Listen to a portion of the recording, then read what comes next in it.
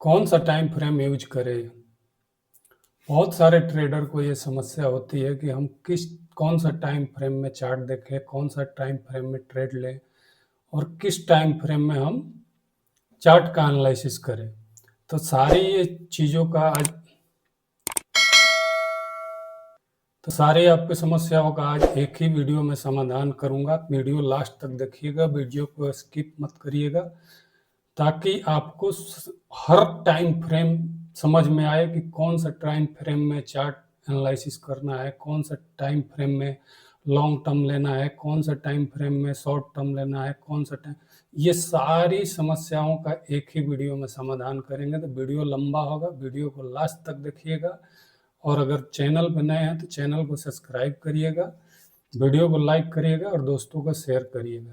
तो चलिए वीडियो शुरू करते हैं और देखते हैं कि कौन सा टाइम फ्रेम आपके लिए बेटर होता है और कौन सा टाइम फ्रेम किस ट्रेड के लिए हम यूज करते हैं। तो आइए देखते हैं चार्ट पर। अगर सपोज डेट मान लीजिए आपने 1 मिनट का टाइम फ्रेम देख रहा है और 1 मिनट के टाइम फ्रेम में आपने क्या किया, ट्रेड ले लिया। यहाँ पे आपने देख लिया 1 मिनट का चार्ट और ट्रेड ले लिया, लेकिन पता चला कि ये 5 मिनट में क्या है, मार्केट साइडवेज है। तो मार्केट साइडवेज है तो आपका ट्रेड नहीं चलेगा। इसलिए कौन सा टाइम फ्रेम यूज करना है, कहाँ यूज करना है, वो सारी चीज़ों को आज हम बताएंगे डिटेल से। तो अगर वीडियो अच्छा लगे तो वीडियो को लाइक करिएगा।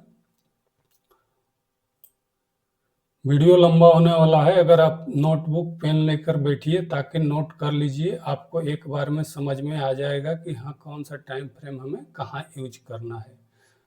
तो चलिए वीडियो को शुरू करते हैं और देखते हैं आगे टाइम फ्रेम का सारा डिटेल्स।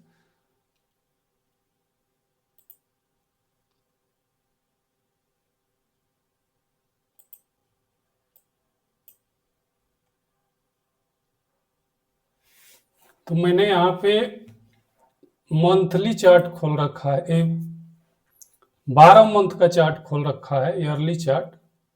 मैंने यहाँ पे ईयरली चार्ट खोल रखा है। 1 साल का एक कैंडल है।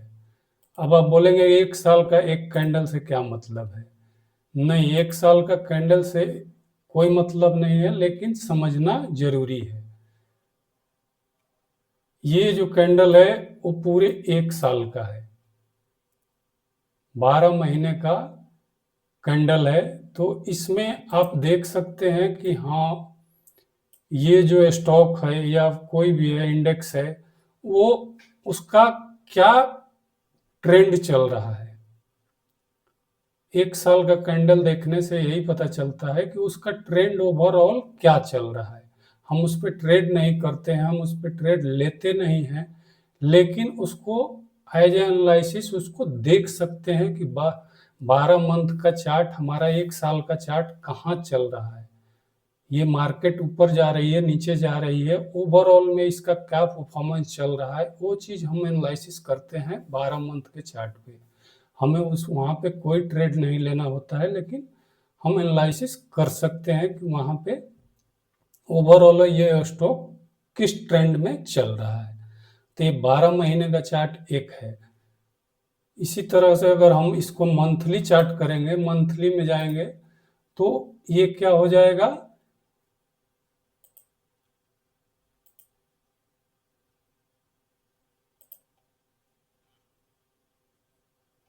एक जो कैंडल था वो 1 मंथ में कर दिए तो ये 12 कैंडल हो गया।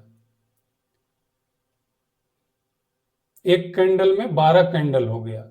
तो अब मंथली चार्ट यहाँ पे आप देखना है। मंथली चार्ट किस लिए देखते हैं? मंथली चार्ट में हमें इन्वेस्टिंग अगर करना है किसी स्टॉक में, लॉन्ग टर्म के लिए हमें इन्वेस्ट करना है, 2 साल 4 साल 5 साल के लिए इन्वेस्ट करना है, तो हमें क्या होता है, मंथली चार्ट पे उसको एनालिसिस किया जाता है और मंथली चार्ट पे ही उसको ट्रेड लिया जाता है, ताकि उसका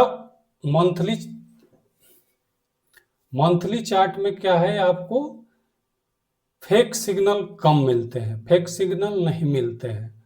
तो इसलिए हमें क्या है, मंथली चार्ट देखना जरूरी होता है लॉन्ग टर्म इन्वेस्टिंग के लिए। तो जब भी आपको लॉन्ग टर्म इन्वेस्टिंग का सोचना है तो मंथली चार्ट देखिए, उस स्टॉक का आप एनालिसिस करिए और उसके बाद में आप ट्रेड लीजिए मंथली चार्ट में देखने के बाद। अगर मैं आपको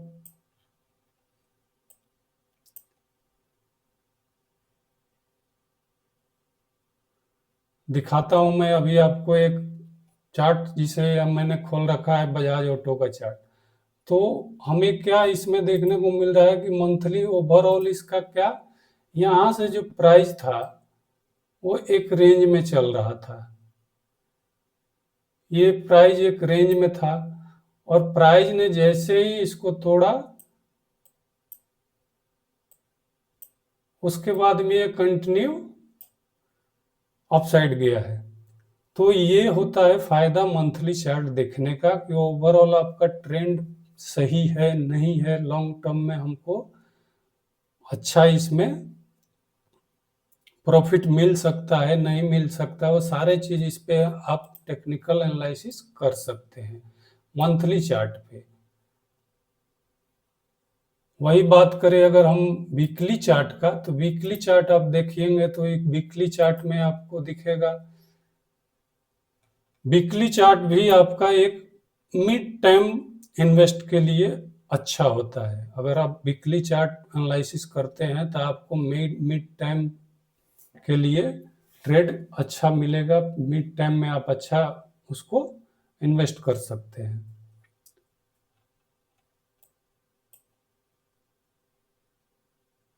तो यहाँ पे वीकली चार्ट की बात करें तो एक जो कैंडल है वो पूरे एक वीक का है, मंडे टू फ्राइडे। एक जो कैंडल है आपका पूरे वीक का प्राइस दिखाता है कि मार्केट किस तरह से इस वीक में अपना परफॉर्मेंस किया। तो ये पूरे वीक का एक ही कैंडल आपको प्राइस दिखाता है कि किस तरह से पूरे वीक में मंडे टू फ्राइडे प्राइस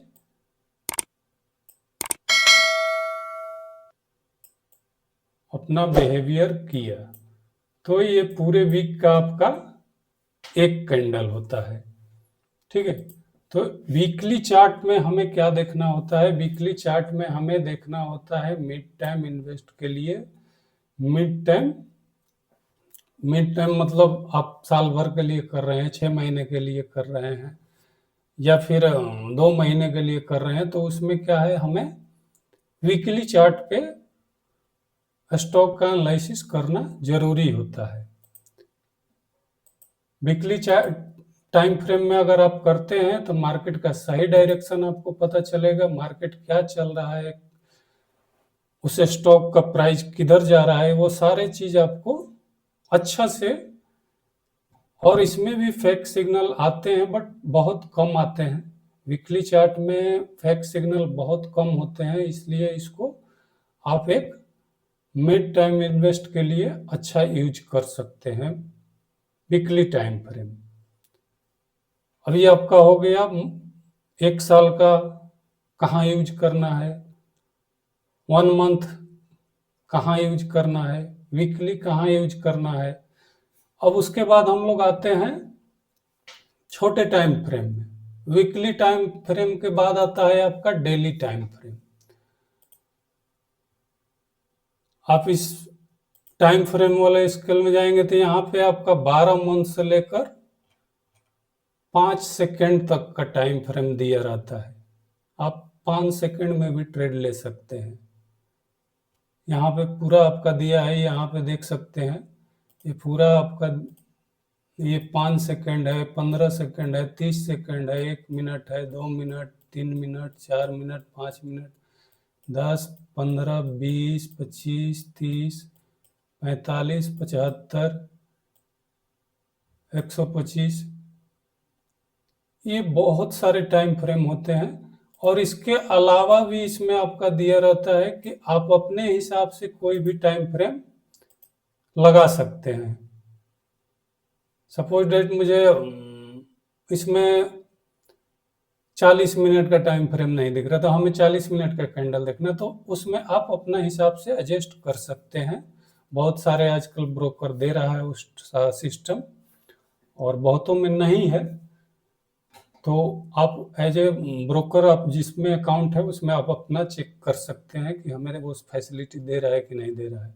लेकिन ज़्यादातर एक ट्रेडर के लिए इसमें अब सारे टाइम फ्रेम दिए रहते हैं जो कि हमारे यूज का है, और कौन कौन सा यूज करना है। देखिए, टाइम फ्रेम आपका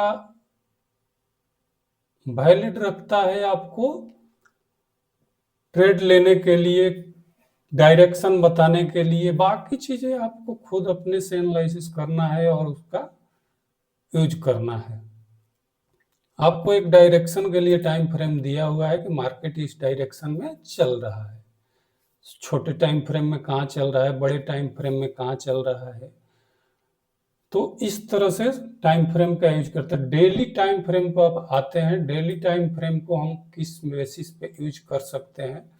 डेली टाइम फ्रेम आपको स्विंग ट्रेडिंग के लिए बेटर होता है। स्विंग ट्रेडिंग आप एक दिन से लेकर एक हफ्ते, 2 हफ्ते, महीने, दिन तक का जो ट्रेड लेते हैं, स्विंग ट्रेडिंग उसको बोलते हैं।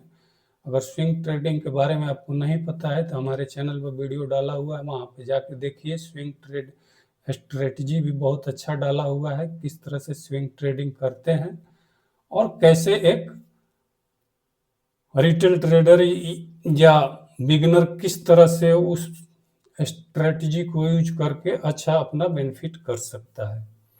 तो हमारे चैनल पे वीडियो है, वहाँ पे आप देख सकते हैं। बाकी यहाँ पे आपको हम बता दें कि डेली टाइम फ्रेम आपको स्विंग ट्रेडिंग के लिए यूज किया जाता है। स्विंग ट्रेडिंग एक दिन से लेकर एक महीने का ट्रेड होता है, जिसमें कि आपको स्विंग ट्रेडिंग बोलते हैं।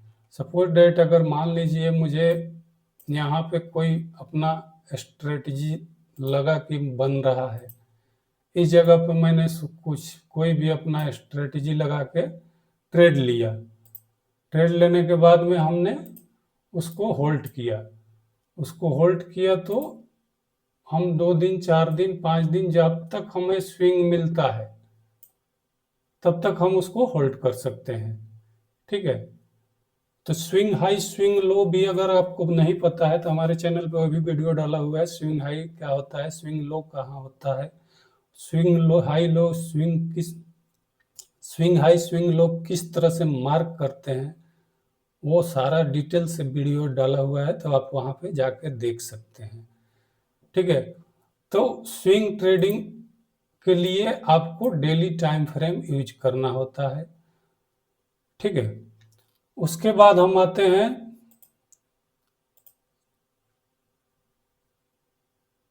आवरली टाइम फ्रेम, 1 घंटे का। 1 घंटे का टाइम फ्रेम हम क्या करते हैं, 1 घंटे का टाइम फ्रेम में हम कोई ट्रेड नहीं लेते हैं। ये होता है टाइम फ्रेम एक इंट्राडे के लिए आपको डायरेक्शन स्टॉक का पता करने के लिए 1 आवर्स का टाइम फ्रेम हम लोग यूज करते हैं कि 1 घंटे में हमारा डायरेक्शन कौन सा है। क्योंकि इंट्राडे आपको आज ही खरीदना है और आज ही बेचना है, तो उसमें आपको छोटे टाइम फ्रेम में स्टॉक का डायरेक्शन या इंडेक्स का डायरेक्शन आपको देखना होता है। तो वहां पे आपको 1 घंटे का टाइम फ्रेम यूज कर सकते हैं। बट 1 घंटे में अगर आप ट्रेड लेते हैं तो वो ट्रेड कोई जरूरी नहीं है कि आज आपका टारगेट दे दे या फिर एसएल दे दे, क्योंकि 1 घंटा टाइम फ्रेम बहुत बड़ा होता है। इसलिए इंटरडे में हम उसको यूज नहीं करते हैं, उस पर ट्रेड नहीं लेते हैं। लेकिन एज ए एनालिसिस उसको डायरेक्शन के लिए हम यूज कर सकते हैं 1 घंटे का टाइम फ्रेम। देखिए, 1 घंटे का टाइम फ्रेम तो बहुत लोग यूज करता है, बट हम नहीं यूज करते हैं। हमारे नज़र में 1 घंटे का टाइम फ्रेम मायने नहीं रखता है। अब इसका कारण है कि 1 घंटे का टाइम फ्रेम आप अगर यूज करते हैं,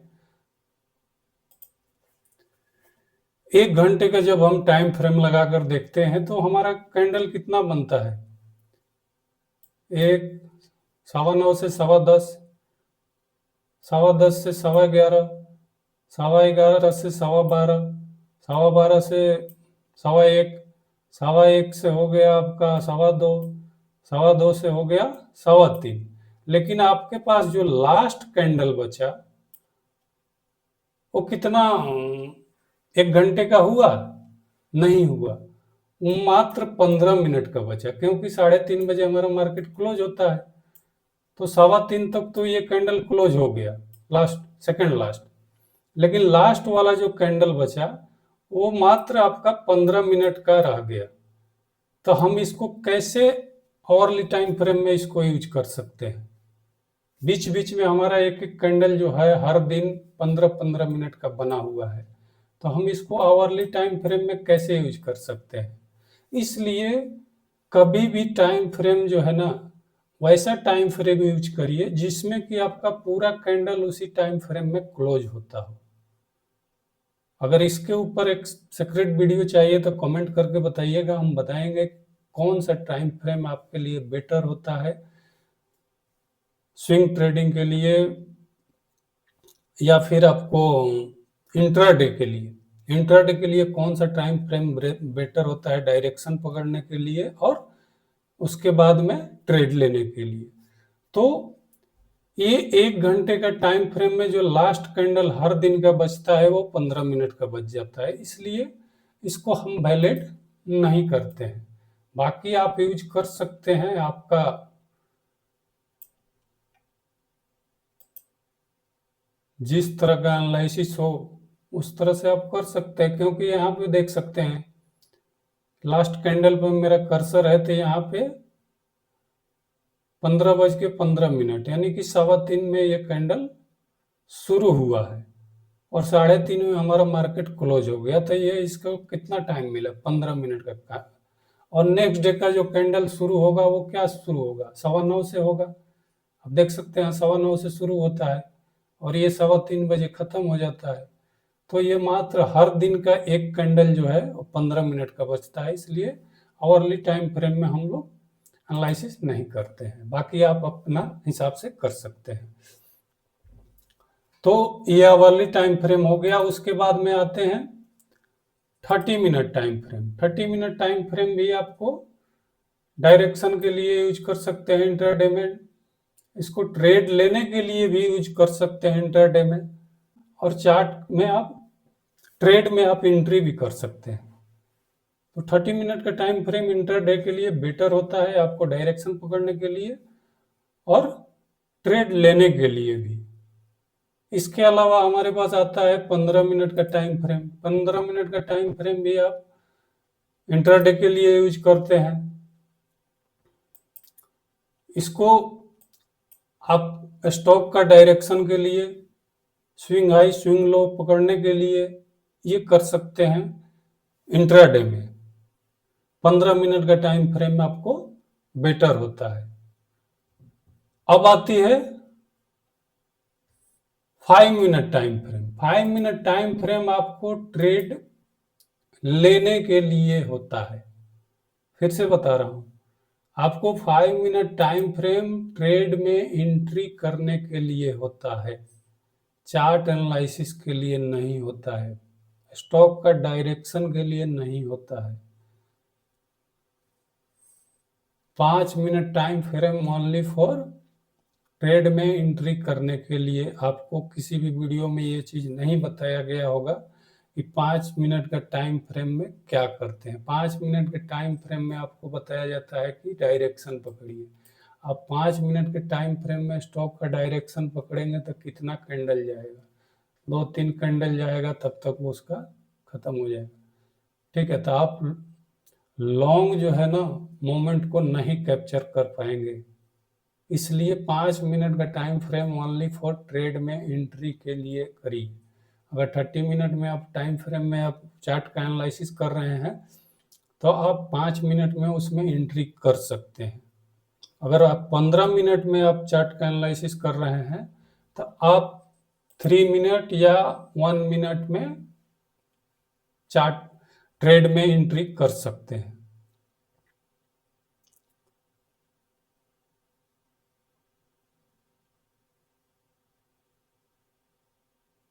लेकिन ज़्यादा छोटा टाइम फ्रेम में जाना भी ठीक नहीं होता है।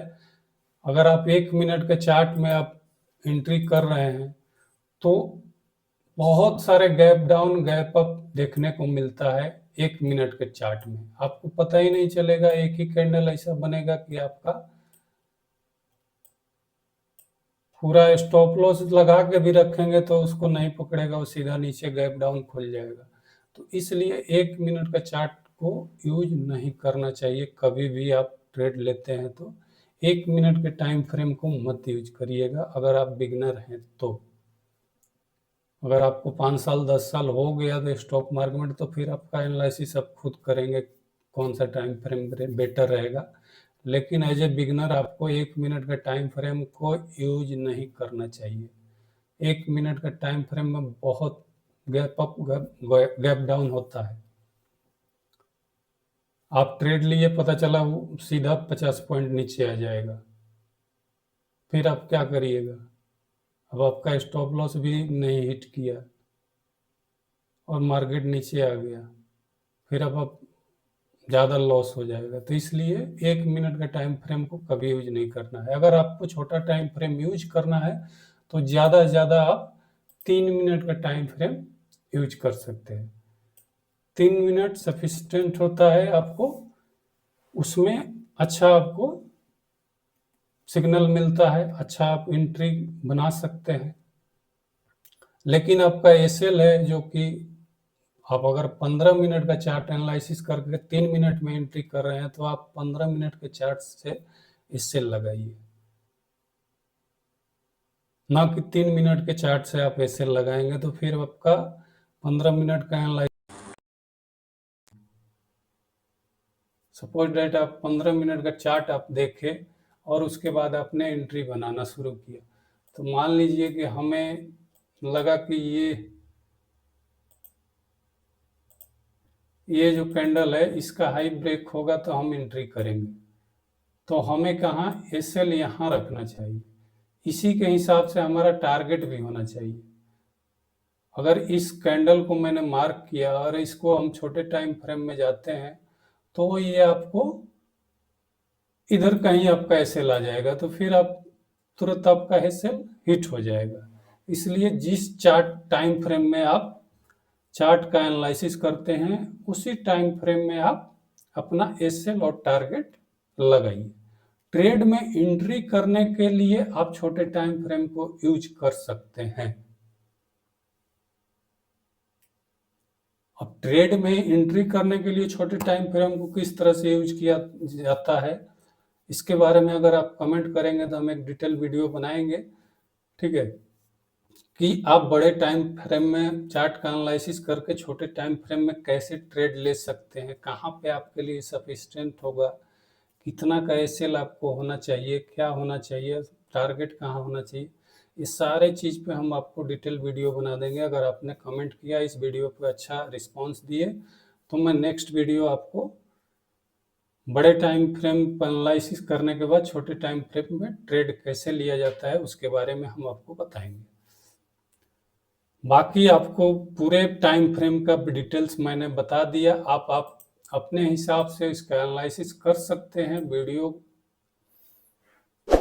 को अगर समझ में नहीं आया तो दोबारा देखिएगा, उसको नोट करिएगा, उसके बाद में अपना चार्ट पे उसको पहले रिवीजन करिए। उसके बाद में आप डायरेक्टली स्टॉक मार्केट में पैसा नहीं लगाना है, पहले उसका बैक टेस्टिंग करना है। कोई भी चीज का आपको बैक टेस्टिंग करना होता है, उसके बाद में फिर उस पर आप 50 ट्रेड पेपर ट्रेड करिए, उसके बाद में आप रियल मनी से ट्रेड करिए। डायरेक्ट रियल मनी से ट्रेड करने के बाद में आप कोई भी एनालिसिस नहीं कर पाएंगे, कोई भी आप स्ट्रेटजी हो उसको सही तरह से जांच नहीं कर सकते हैं, क्योंकि रियल मनी जाने के बाद में आपका इमोशन ट्रिगर हो जाता है।